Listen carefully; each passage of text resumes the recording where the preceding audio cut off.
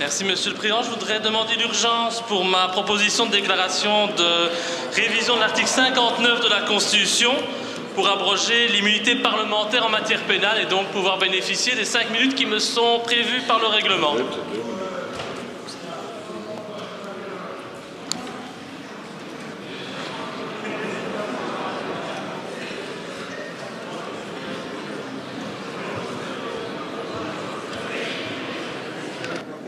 Merci, Monsieur le Président. Un parlementaire, un politicien, un élu est un citoyen comme les autres. Et à ce titre, il n'a pas le droit de jouir de quelque privilège que ce soit.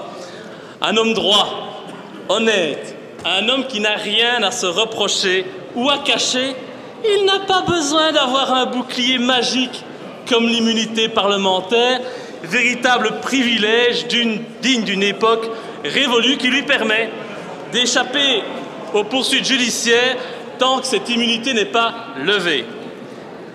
Nous bénéficions déjà d'avantages suffisamment larges en tant que députés ou ministres que pour jouir d'une protection juridique qui peut s'avérer alléchante pour celles et ceux qui manquent de valeur, qui manquent d'éthique. Personne n'est parfait. L'erreur est humaine. Cette immunité constitue une tentation inutile, une tentation au vol, à l'évasion fiscale, au mensonge et à d'autres délits. De plus, l'immunité parlementaire est devenue au fil des années une arme politique, permettant de protéger certains élus, les bons petits moutons, ces moutons du système, ou les protéger, les inattaquables, comme Dassault en France ou plus près de chez nous, Elio Di Rupo.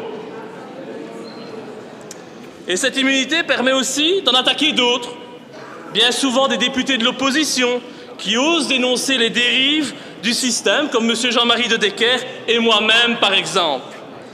Et en ce qui me concerne, je plaide pour que notre rôle de représentant du peuple soit totalement transparent. Je plaide pour que nous n'ayons rien à cacher. Et donc rien à craindre vis-à-vis de la justice, car ce pays doit être dirigé par des gens honnêtes, sincères, courageux, sains d'esprit et libres. Cette protection juridique et l'immunité parlementaire est une insulte à ces valeurs essentielles qui devraient être pour nous tous un objectif à atteindre. Cette immunité vous pousse à la faute. Tout est finalement un petit jeu de pression. Les partis se tiennent par la barbichette. Par exemple, nous avons un président de la Chambre qui dispose d'un domicile fictif à Nivelles.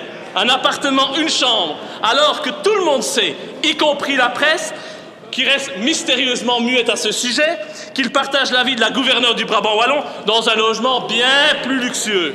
Un chômeur serait rayé du chômage pour un tel comportement. Mais M. Flao, lui, il est au-dessus des lois. Et évidemment, normal, me direz-vous, c'est un des hommes les plus puissants du pays. Et pourquoi personne ne dit rien? Pourquoi le MR se tait-il? Parce que Flao en sait trop, évidemment, sur certains agissements de ministres libéraux en Afrique. C'est une évidence. Et voilà ce à quoi est réduite la politique aujourd'hui. Des mensonges, des manipulations. Et c'est ce qui me pousse à dire que la politique aujourd'hui est une organisation de malfaiteurs. Il faut donc rendre à la politique ses lettres de noblesse. Et un premier pas serait pour moi d'abroger l'immunité parlementaire. Et par vos prises de position irresponsables, vos décisions criminelles, vous avez du sang sur les mains. Et l'immunité empêche toute poursuite. Votre irresponsabilité et votre arrogance concernant la légèreté avec laquelle vous prenez en charge les problèmes de nos concitoyens sont naturelles. Quand on se sent protégé et tout permis. À quoi bon s'opposer aux lobbies, aux puissants, aux backsters quand on peut vous assurer que votre place de toute façon n'est pas menacée? Et donc je vous donne l'occasion de prouver au peuple de Belgique, si toutefois vous l'aimez encore ce peuple, que vous êtes intègre, que vous n'avez rien à vous reprocher. Il faut se distancer des gens qui vendent leur âme au diable, qui vendent notre patrie, nos acquis sociaux et qui sacrifieront tout sur l'autel de leur saine dette, enfants de dame usure, contre qui je me battrai pour sauver ce pays coûte que coûte. Et si vous estimez être à l'écoute des citoyens, acceptez de donner l'urgence à cette déclaration de révision de la Constitution. Je sais que le référendum est interdit en Belgique, mais sachez que si on lui posait la question, le peuple belge voterait presque à l'unanimité pour la suppression de l'immunité parlementaire. Et donc je vous propose de vous ressaisir car la population, elle, ne vous le pardonnera pas le jour où le vent soufflera dans notre direction. Et je voudrais vous laisser méditer sur la citation biblique suivante. Celui qui cache ses crimes ne réussira point, mais celui qui les confesse et s'en retire obtiendra miséricorde. Bien sûr, dans cet hémicycle, je sais que tout le monde est droit. Personne n'est en défaut. Il n'y a donc aucun doute à se faire là-dessus. Et c'est pour cela que je suis persuadé que vous soutiendrez ma déclaration de révision de la Constitution visant à abroger l'immunité parlementaire. C'est aussi simple que ça.